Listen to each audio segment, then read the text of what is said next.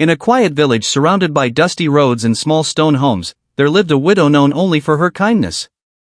Her husband had died many years before, leaving her alone to care for her children with very little to survive on. Though poor, she was gentle and compassionate, always willing to share what little bread or grain she had with those in greater need. But as the seasons passed, hardship grew heavier upon her home.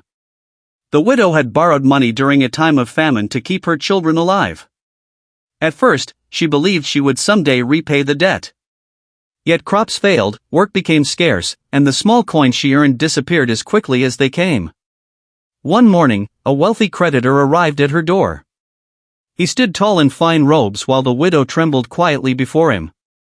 Her children clung to her garments in fear. "You must repay what you owe," the man demanded. "If you cannot pay, your sons will be taken to serve until the debt is satisfied." The widow's heart sank. After the creditor left, she sat alone in silence.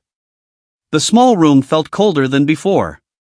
Her children watched her with worried eyes, unsure of what would happen next. Yet even in her sorrow, she lifted her voice to God. "Lord," she whispered, "you see the poor. You hear the cries of the forgotten. Do not abandon us now." Days passed. Some neighbors turned away, unwilling to become involved in her trouble. But others remembered her kindness from years before, how she had shared food when they were hungry and comforted them in times of grief. Quietly, the people of the village began to gather. One family brought grain. Another brought oil. A shepherd offered coins he had saved. Even children carried small gifts to her home. The widow wept as she saw their compassion. When enough had been gathered, the debt was finally paid. The creditor returned expecting sorrow and defeat, but instead he found a family surrounded by kindness and mercy. The widow embraced her children with tears of relief. And the people of the village learned something greater than wealth. That compassion has the power to lift burdens. That kindness given in difficult times is never forgotten.